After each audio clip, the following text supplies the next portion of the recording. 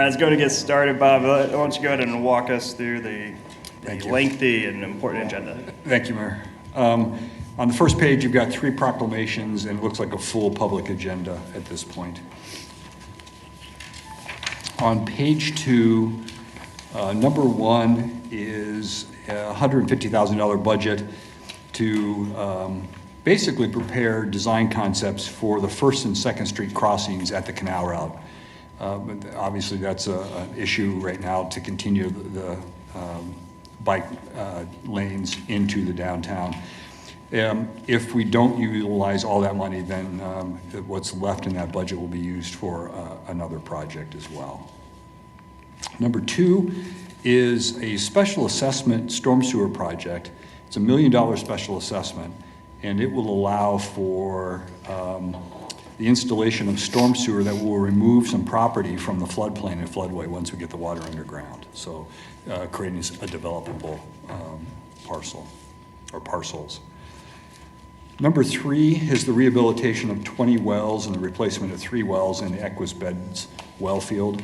That's part of an ongoing effort to upgrade the wells, $3.9 million project. On page 3, number 4, it's $1 million to rehabilitate 76 flanges in mains that are our main water supplies from Cheney and Equus Beds. And that's as a result of inspections and projections of maintenance needs going forward. And that has to have a 5 vote, right? I believe it does. It takes 2, yeah, it does. Okay. It does take 2/3, yep.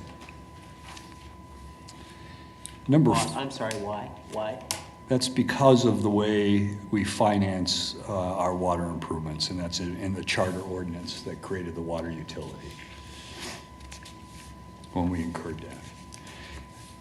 Number 5 is modification of an ordinance the council recently approved. The original ordinance was to prohibit the possession of tobacco by anyone under the age of 21. However, there was an unintended consequence from that, and that is that no one below 21 technically could then sell cigarettes at stores, retail establishments. And so this would allow for the sale of those cigarettes by clerks who are between the ages of 18 and 21. And this will include all tobacco products, correct? It's all Just tobacco. not cigarettes. I believe that's correct. Yes, it's all tobacco. So they can. And I'm just making sure everybody in our audience Yeah, knows. you know, this is one piece of that tobacco ordinance that probably this whole thing needs to be looked at, because we're not in compliance with state law. So I know we need to get this one through because of the retailers, and it's causing problems for them, but I'd like us to look at this whole tobacco ordinance at some point in time. And I have asked Tobacco-Free Wichita representatives to be at the meeting just in case any council members have questions. Okay. Then I guess I should have asked, are there any concern, do we do vaping as well? And are there any I don't concerns think about this that? relates to vaping at all. Because I don't think that's in the ordinance. There was. Okay. I I don't just think there wanted to was make any sure such thing when we started. As we fix it, we don't forget that piece if we had did it. If we wanted to add electronic nicotine delivery devices like vaping, that would have to be separate. And many communities across the state and the nation are doing that. No, I just wanted to make sure that we hadn't said at some point that if you are between 18 and 21, you couldn't sell it, like you couldn't be an employee selling that, because if we did, I wanted to make sure we addressed that too. But. Yeah, and I'll just add that this is bringing up to, for those watching, this is bringing it up to state law. Right now, you can be 18 years old and sell alcohol. This is just something in our ordinance that looked like was an oversight. Yeah. Okay. Number 6 is a recommendation from the selection committee to contract with Trans Systems for the design of the multimodal center at Sycamore in Texas. This would be for the phase 1 of that design work, $705,000. And then number 7 is the adoption of the Code of Ethics following your last workshop. I was asked to bring up that there may be some confusion regarding the cyberbullying provision and what the council's intent is and whether that's to be in or out of this document. So I thought we had said we would do that in a future code of conduct policy. I've had the public reach out to me asking me why it's not in there. I would like to have it in there now, and if we do a code of conduct later, pull it out then, put it in the code of conduct. So from my understanding on process, we would have to have an amendment and a second and have it presented. So anyone can, at this point, even though we workshopped this quite a bit, everyone is free to bring up an amendment. And we asked, I think Vice Mayor asked a few weeks ago to work with legal to make sure the amendment is as tight as it can be for that. So the bullying amendment, I think, could come up, but also just throwing it out there. Anyone who finds any last minute changes they want to submit, they can do that through an amendment process for sure.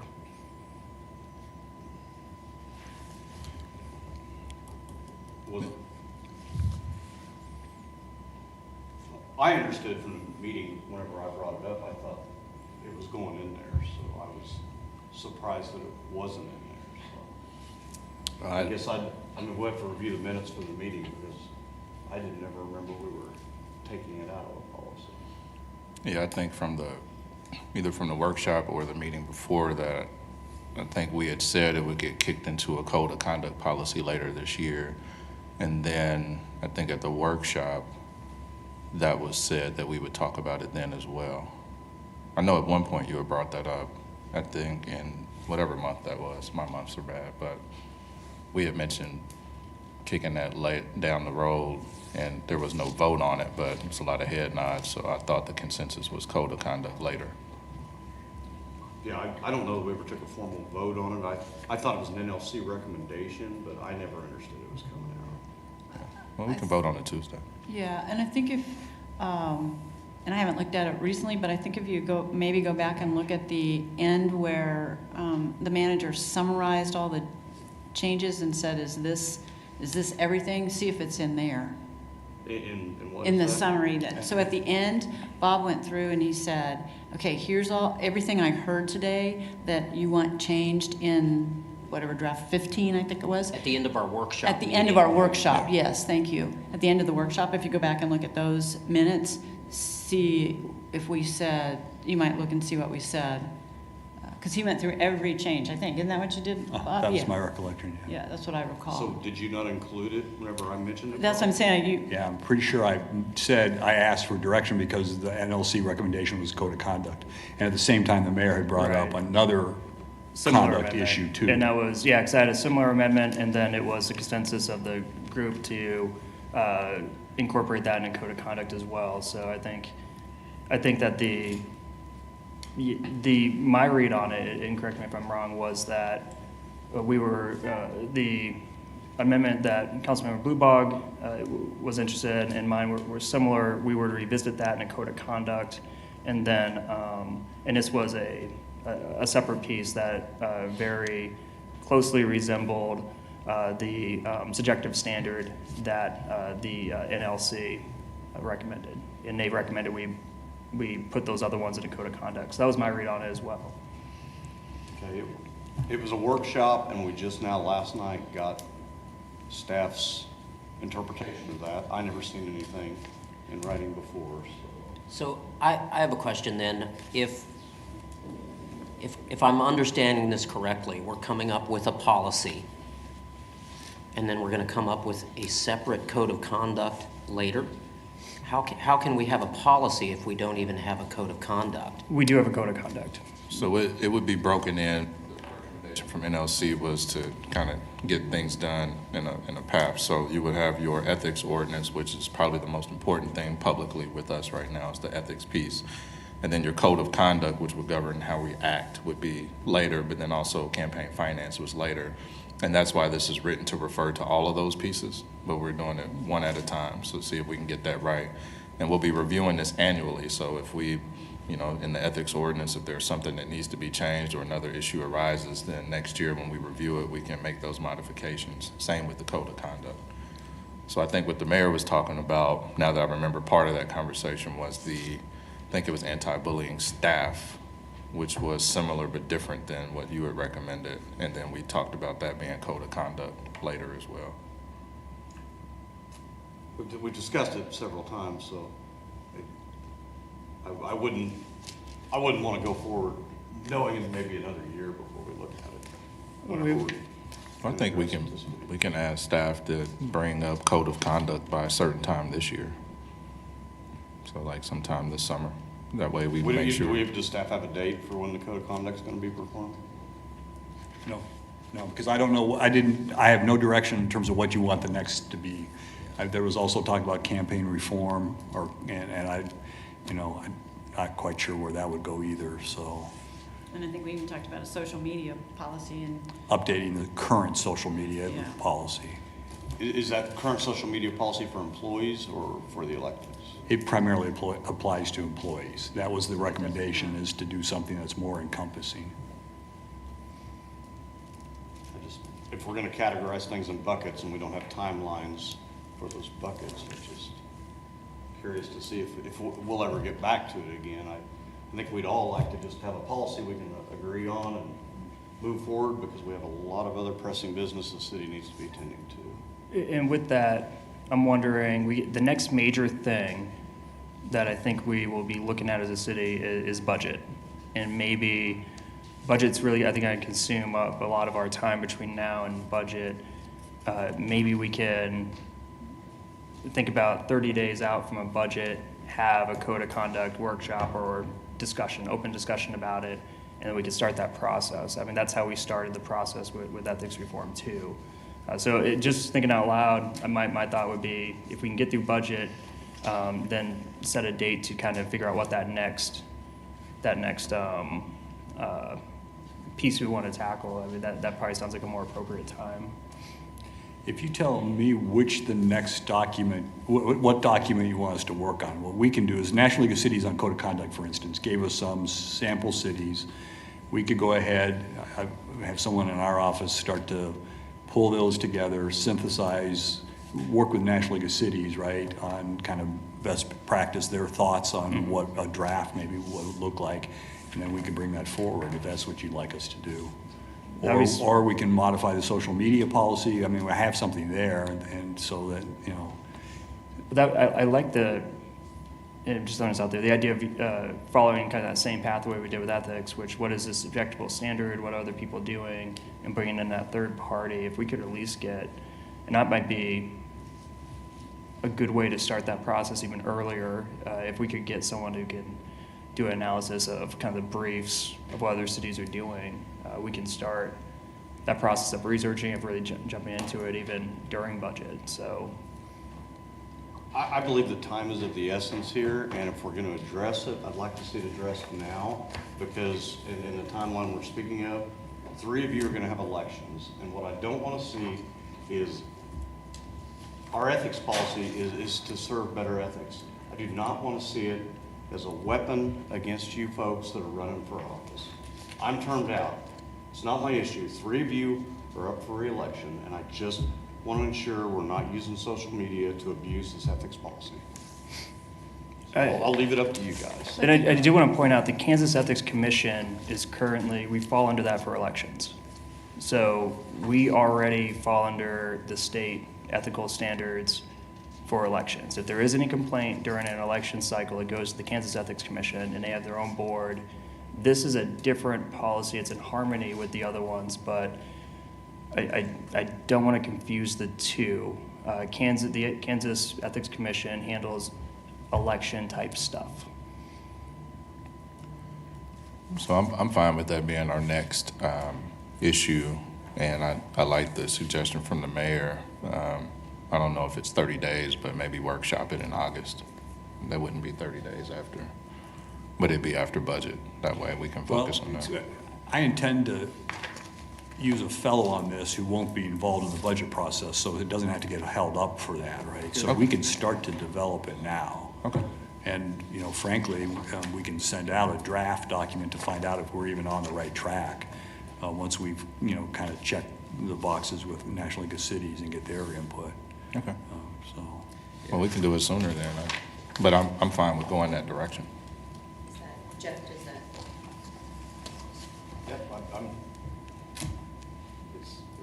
again, it's up to you guys. But You guys are the ones that. But you also have the option, or any of us have the option on Tuesday to add an amendment to the policy as written and take a vote, so could look at it that way too. Yeah.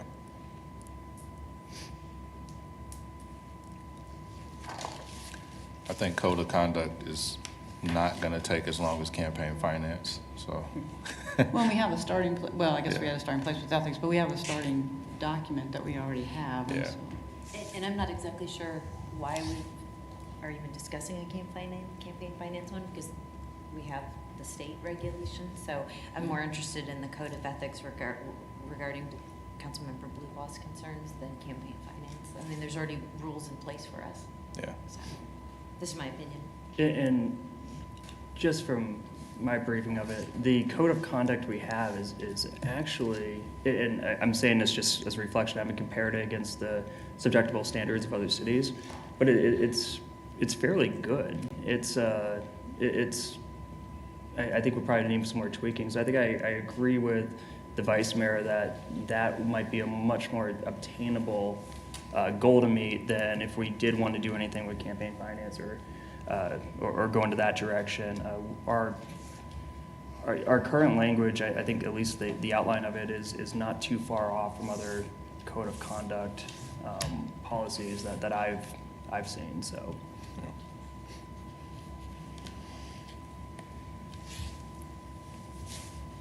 Okay, I think I've got direction now. Okay. That's it on page 3. On page 4, we have a zoning change in District 6. Because of a valid petition, it will require 6 affirmative votes for approval. I don't know if Councilmember Claycomb wants to say anything else. Okay. Yeah, just, I suggest reading particularly the MAPC, well, the DAB and the MAPC minutes on that.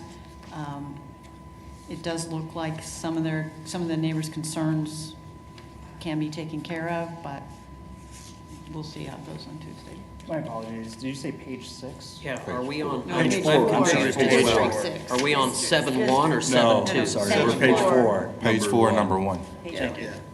Yeah, District 6. District 6. There we go. That's what. Which we got an update in our boxes. Yeah, that's why I was confused, because there's a revised version of this. Yeah. And number 2 is in District 2. I'm not sure if Councilmember Teller wants to talk about it. It's a zone change as well. It just takes a simple majority. Yeah, we didn't have any, the petition was not valid, but if anybody wants to ask me questions, happy to answer. There was no protest? They filed, but they didn't meet Okay. they didn't meet the threshold. What is that threshold? 20%? 20%. 20%.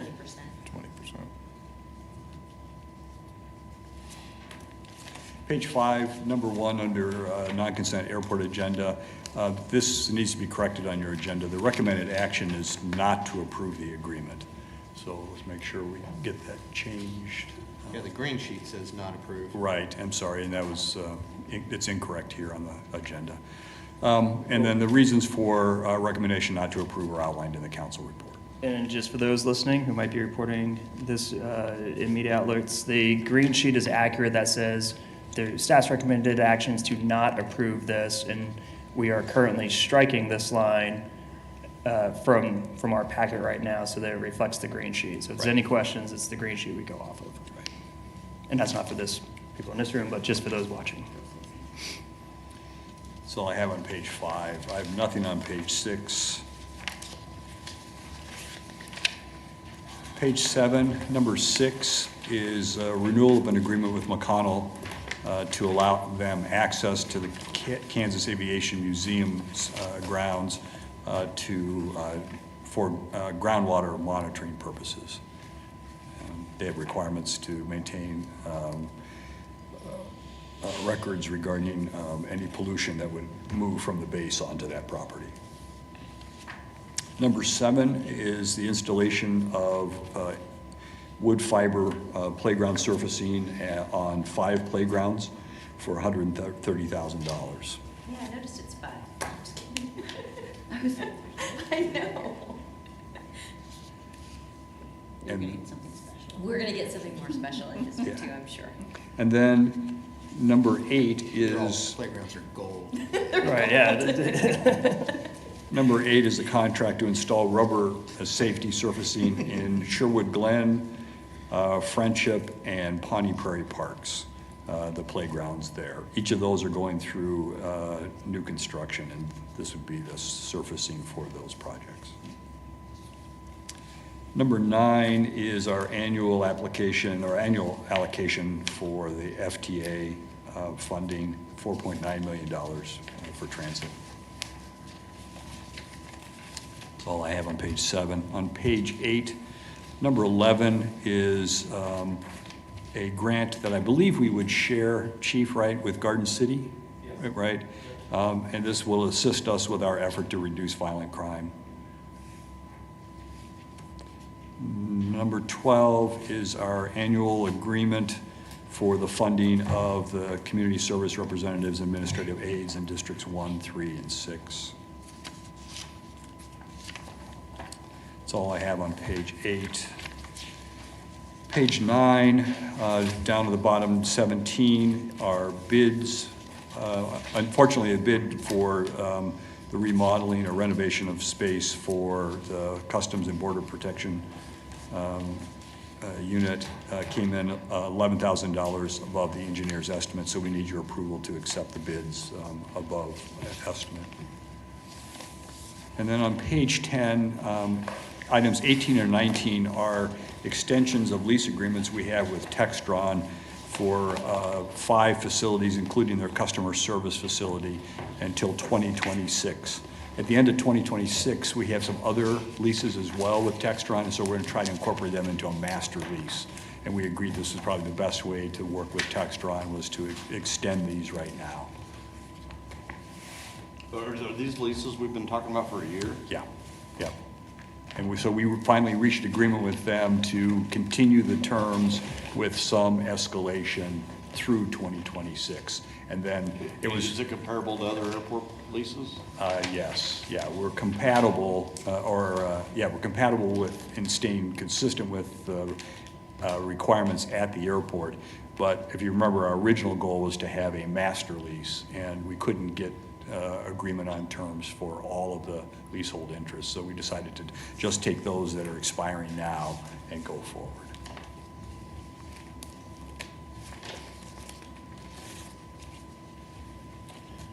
Okay, that's all I have.